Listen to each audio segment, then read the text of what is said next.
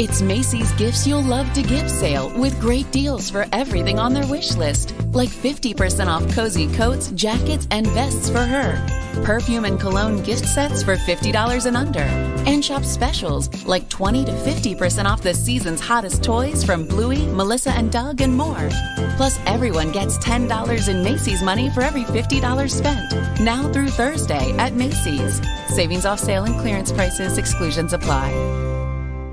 This episode is brought to you by Verizon. With Verizon, you can now get a private 5G network, so you can do more than connect your business. You can make it even smarter. Now ports can know where every piece of cargo is and where it's going. Robots can predict breakdowns and order their own replacement parts. And retailers can get ahead of the fashion trend of the day with a new line tomorrow. With a Verizon private 5G network, you can get more agility and security, giving you more control of your business. We call this enterprise intelligence. From the network America relies on, Verizon. 5G ultra wideband available in select areas. Pre-qualification required for private 5G network. Terms apply.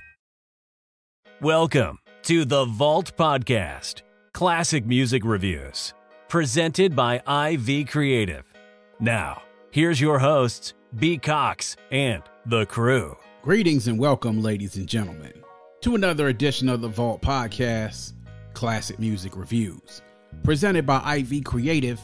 It's a perspective of the classics from a fresh point of view. We appreciate you for taking your time and lending your ears to our perspective. You could be anywhere listening to anything, but you're right here with us, so we thank you. With you today is yours truly, P. Cox, and I want to give a shout out to all the fans out there stateside and worldwide for continuing to support the show. Guys, we've also jumped now on Samsung Podcast. Shout out to the pod community out there on Twitter for putting that nugget in our billfold this past week. We went ahead and signed up for it. So if you have a Samsung device and you are on Samsung Podcast, make sure you go and check us out there and go and subscribe to the podcast. We want to make sure we're reaching all our fans across the world in every medium possible. Y'all make sure y'all go do that for us. And of course, if you like the podcast, tell your other fellow Samsung people and spread the word. As always, a reminder, you can visit us at vaultclassicpod.com. That's vaultclassicpod.com. You can go there, check out the website. Check out the past episodes, also leave a review, leave a voice note, and of course you can visit us on our Buy Me a Coffee page and all of our social media outlets that are listed there on the website. We thank you guys for continuing to show the page some love. Go ahead and visit vaultclassicpod.com for all news and latest updates and episodes for the show. As we always say here on The Vault, our motto is hashtag open the vault, hashtag nothing but the classics, and today we have yet another bonus episode of Relics of the Past. It's been a while since I've done it. Since earlier this year, as you all know, we did do the freestyle ciphers and talked about how that happened in high school and also in colleges as well. We also talked about the legend of the blank tape. Well, I'm going to bring back another one of those school days ages when it talks about during a time in hip hop when you had a lot to choose from, and when the menu was so varied in hip hop, but also full of lots of quality, you definitely didn't want to miss out on what was available to listen to at any given point in time. So when you would listen to music back in those days, and I'll really include the 90s into the 2000s, because this brings me into my time when I started driving. I got my driver's license when I was 17, and that was like right around 1999, and then started driving really right around 2000. So this is really right around turn of the century. I know this sounds old, but it was turn of the century. Today in Relics of the Past, we are going to talk about something from long ago that if you were riding in your car, you needed to have. And during this time, if you didn't have it and you had lots of music you like to listen to, well, it would be a mess trying to get through what it is you wanted to listen to. And we're talking about none other than the CD booklet, aka the CD binder, aka the CD bookcase. Now, this bookcase, and everyone who was out and around that time, and up until I guess a few years ago, you know what this is. It was basically a carrying case that looked a little bit, I would say, even like a school binder, where you had the three rings, and within those three rings, with some of them, you would have your dividers for your schoolwork. Well, this one had sort of like a binding on the inside that had these cases there where you can fit, I believe in most cases, In the small ones, it would be single CD holders back to back. So if you had one sheet, you can hold one CD on one side and one CD on the other side. Then there was sort of like this material, like sort of like this soft, almost like cotton type material fabric that would protect the backside of the CD so it didn't get scratched. But you could take that and put it on each sides of those for the smaller ones. Then you had some of the bigger ones where you had maybe you can fit 2 on one page on each side. But the really big ones were the ones where you could fit 4 CDs on a page on each side. So there were lots of different ones depending on if you had a CD book and how many CDs you wanted to use that you could have. And depending on whose car you were getting in during that time when you were riding with them would determine on what kind of book you had to go through. So the CD books were really a way for us to be able to hold our CDs in our cars. This was a big staple in the 90s. Once CDs became the main medium of music, once we got around to people had tapes, but then they were using tapes, and then a lot more cars were being made with systems that included CD players in them. For the ones that didn't necessarily have CD players in them, we also had the Discman that had the adapter with the tape that you would push into the tape deck and would use that to play your CD Discman through that. I know I'm talking about weird technology with some of you all, but stick with me. Stick with me. You could hold multiple CDs and you can do it in an organized fashion, however you wanted to do it. Now, the thing with a CD book is that you organized it, or sometimes maybe you just randomly put CDs in there. But however you organized it was really fascinating and depended on the person who was doing it. Now, it's some people that would organize it by artists from a certain region. Some would do it by years. Others would do it in alphabetical order. So it all really kind of depended on who was putting it together and how detailed they wanted to be. But it was a good way to be able to organize it. Because when you got CDs, they came in jewel cases. Those jewel cases had inserts, both the liner notes and all the information with the song production credits and the thank yous, and also had the artwork. And then on the other side of the jewel case, you had the back covering, which gave you the song title list and also gave you a short version of the production credits and the runtime, everything else like that with more artwork.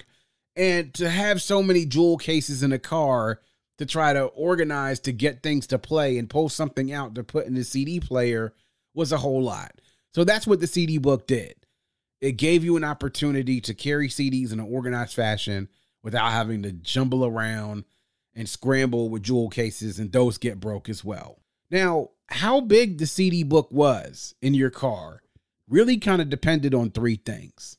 1, it depended on how deep your CD collection currently was. You needed a CD book to hold, if not all of your CDs, at least the amount of the rotation that you wanted to keep in the car. 2, how varied your musical taste could be from day to day. So some people would have that CD book, and 1 week it may be one set of CDs, and then maybe 2 or 3 weeks later it would be another set of CDs, and they would swap them out. But you needed to be able to have a book that would have a good amount of CD slots so that you can fit things in. And most people that had them usually had them full. And then the third was, how often were you copying new music? Whether it was by store or you were getting the CD burned. And that really determined that, because when you're getting new material, you're going to have to reorganize your CD collection overall. And then what's going to happen is, as I said, with that reorganization, sometimes something that was in there, let's say 2 or 3 months ago, might get moved out because the new hot shit just came out and you want to make sure that you play it because you're intrigued by it and you like what you're hearing. So it was crazy, man.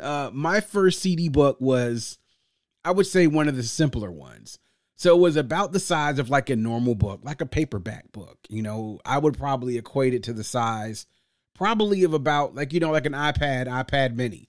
So it wasn't really big. It was a single book with the one with the one sheet, and it was 2-sided. So if it had like 12 pages in it, I could hold 24 CDs. But it was more like, I think, 10 pages. And I think I had up to about 20 CDs up to a certain point. And so with my first CD book, when I had at that time was 1991 Honda Civic. Shout out to the Civic, man. That was really a great car. But, you know, we had a system and put in there. My sister had a system. It was a hand-me-down from a hand-me-down. My sister had it. Then she gave it to my middle sister. She then gave it to me. And that car ran for well over 400,000 miles. But it had a great system in there. So I had lots of CDs that I wanted to play in that ride. So this one held CDs, I would say up to about 20. And some of the CDs that I held in there, I mean, obviously it was a who's a CD for me.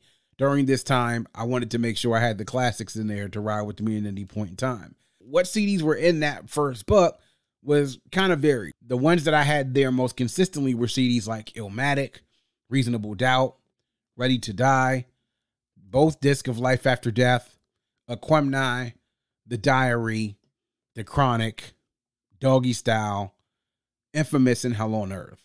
So, I mean, those were the ones that I kept in consistent rotation in that first CD book of 12 CDs. Now, as my CD collection grew, both through store-bought purchases and then also through burns, CD burns, I had to get new cases. Now, at first, this prompted trips to go to the Circuit City here in Landover in Prince George's County, but then my sister got hip, and she found them for cheap. Actually, I'll say she found them cheaper at Walmart and Target and Bowie. What we would pay at Circuit City for like maybe a 40-disc book, we probably paid only 60% of that at Walmart and Target. And it's easy because Circuit City was a place where people went to go buy a lot of CDs. People went to Walmart to buy CDs, but you were only getting them if you weren't allowed to have curse words on them. Because I don't know if y'all remember, man, CDs back in the day at Walmart, they didn't have curse words on them. But whenever you were with your friends, you knew everyone had a CD book. Whenever you were riding with someone, it was more than likely 9 times out of 10 they had one. Now, the most interesting thing was seeing that variety in your friends' CD books because people had different tastes in music. And my friends were no different than a lot of people's friends growing up during that era. But it was crazy being able to see the variety of what people had in their CD books from one car when you jump into one, also to the other.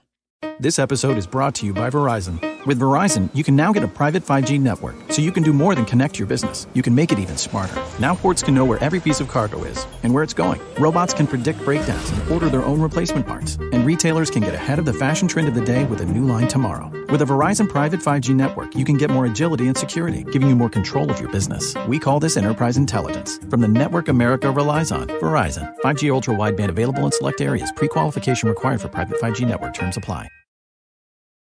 It's Macy's Gifts You'll Love to Give sale with great deals for everything on their wish list, like 50% off cozy coats, jackets, and vests for her, perfume and cologne gift sets for $50 and under, and shop specials like 20 to 50% off the season's hottest toys from Bluey, Melissa & Doug, and more.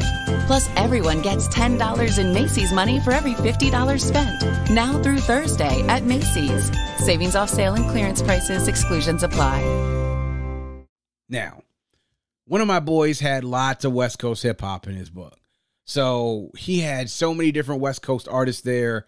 I mean, he's pulling out things from artists like Loonies and Too Short, E40, then Richie Rich, and then also seeing artists as well like, Mac 10 and West Coast Connection, Ice Cube, obviously, Dr. Dre, Tupac, MC8, DJ Quick. So he was really a huge West Coast fan. So when I would go through there, I'm like, damn, man, you ain't got no Biggie, you don't got no Nas, you don't got no nothing. Like, man, I don't none of that Bam ass shit, man. I'm only West Coast hip hop anyway, man. I'm like, all right, well, his car was fun to ride in it sometimes, but other times I'd be like, all right, man, turn this shit off. I don't want to listen to this. And it was cool. Shout out to the West Coast, definitely the hip hop, lots of stuff. But, every once in a while I got a little bit more of a varied taste. Then another one of my friends seemed to have what was not just every Wu-Tang album that had come out. And during that time, I think we're talking about Enter the 36 Chambers, Forever, and then I also want to say the W. But he also had every solo album by every Wu-Tang artist. And I'm talking about the Purple Tapes, the Iron Mans, the Tikals, Pillages. I mean, those ones, Liquid Swords. I mean, all the Bobby Digitals. He had every single one of those. And it wasn't just the Wu-Tang artists, it was also their affiliates as well.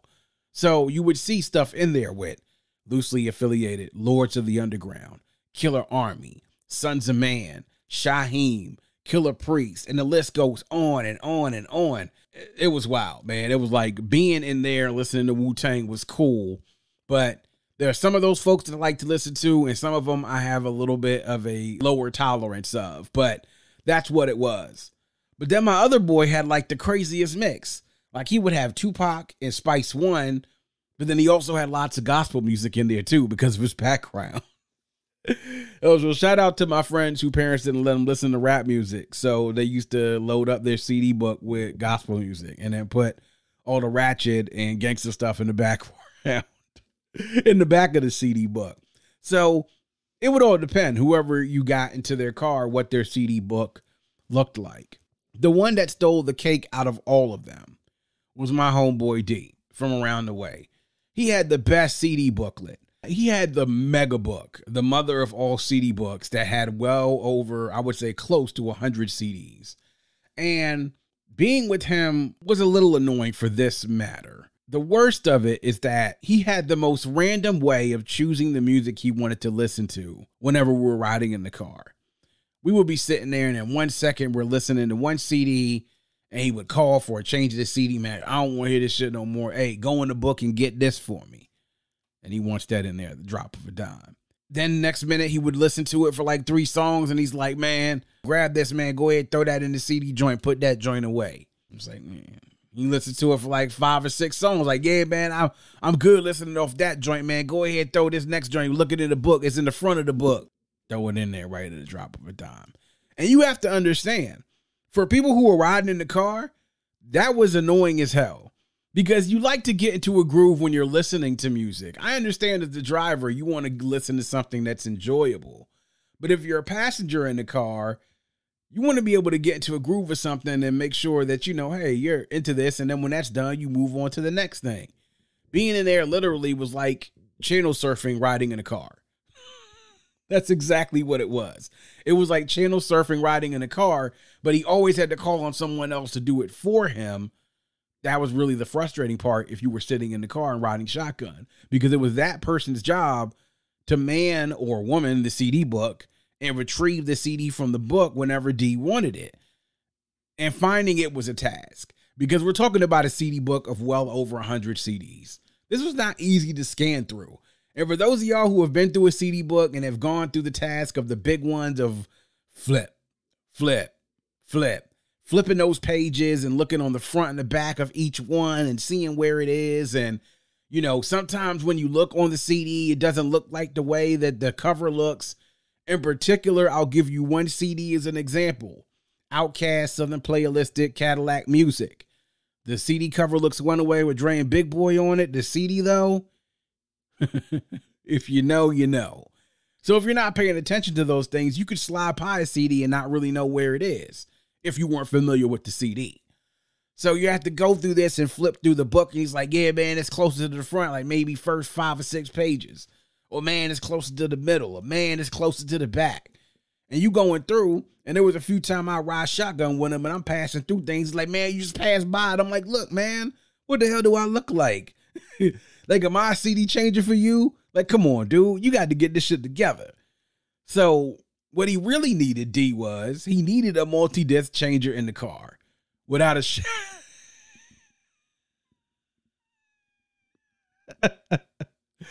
He was one of those guys that needed to invest in one of those disc changers in the car and load it up with like maybe 5 or 6 CDs every time he rode, so that whenever he wanted to change CDs, he could. But for those of y'all who know, those weren't cheap back in the day. There are certain things now that seem like it's very, easy to do. But back then, when you had to have a system hooked up with a CD changer in the car and get a system set up with that, oh, you was balling if you was. Because not everybody had that. It was fancy. You was a fancy nigga if you had some shit like that. You really were. And that's what D needed.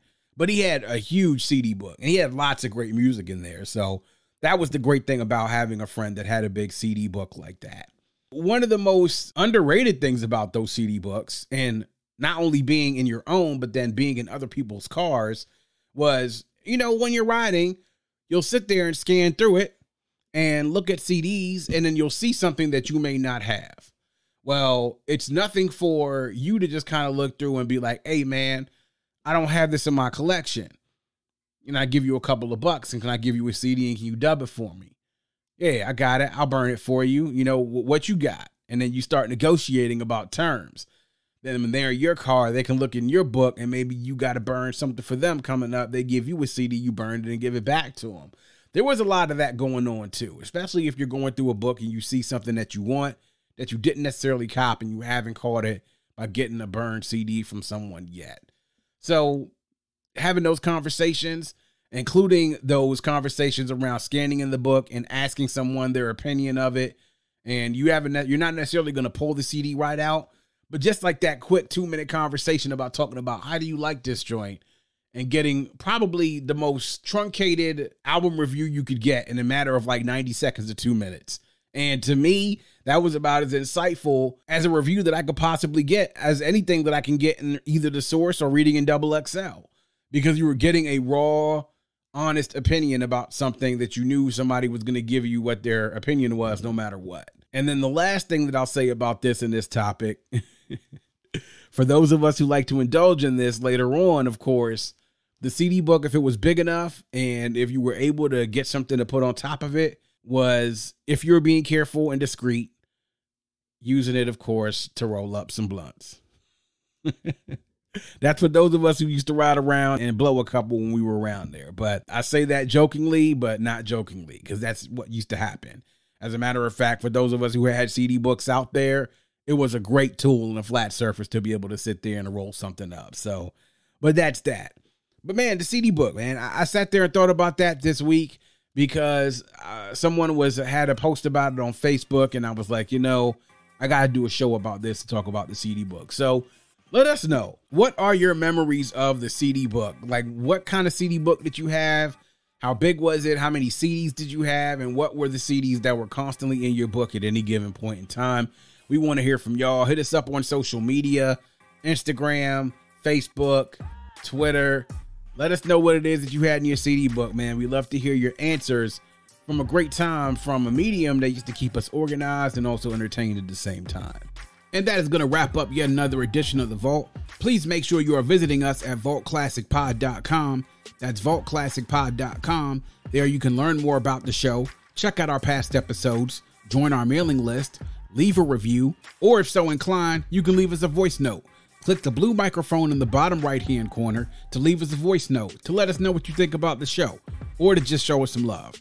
To support the show, click the coffee cup shaded in yellow in the bottom left-hand corner to access our Buy Me a Coffee page. On Buy Me a Coffee, you can give a small monetary donation to support the show to ensure that we can keep the vault open for many years to come. You can also visit us on social media at Vault Classic Pod on IG, Twitter, and on TikTok. Also hit us on YouTube and our Facebook page. Like and follow us on social media, subscribe to the pod and the YouTube channel. We do it here all for you. We appreciate the support, and if you have a friend, tell a friend, and make sure that that friend tells a friend. Always remember to keep your headphones on and your music loud, but not too loud. And as we close, we'd like to remind everyone to dream big, because dreams are the basis for creation. Always create, motivate, and elevate, because you were never destined or created to stay stationary or ordinary in this life. And on that note, we say peace. Thank you for listening and coming into The Vault. Please subscribe and visit us at vaultclassicpod.com. That's vaultclassicpod.com. From 3 to 6 p.m. Monday through Friday, Buffalo Wild Wings Happy Hour has beer, cocktails, and bar food for $3 to $6. It's the perfect way to offset a long day. Text that hilarious joke about your boss to your boss. What? No. Try a $4 Coors Light Tall. Set your morning alarm for 6 p.m. That calls for $5 strawberry margaritas. So if you ask your phone why you're still single and... Seriously? Head to Buffalo Wild Wings Happy Hour from 3 to 6. At participating locations, taxes and fees apply. Dine in only. Drink responsibly. Offers vary by location. Void where prohibited. This episode is brought to you by Verizon. With Verizon, you can now get a private 5G network, so you can do more than connect your business. You can make it even smarter. Now ports can know where every piece of cargo is and where it's going. Robots can predict breakdowns and order their own replacement parts. And retailers can get ahead of the fashion trend of the day with a new line tomorrow. With a Verizon private 5G network, you can get more agility and security, giving you more control of your business. We call this enterprise intelligence. From the network America relies on, Verizon. 5G ultra wideband available in select areas. Pre-qualification required for private 5G network. Terms apply.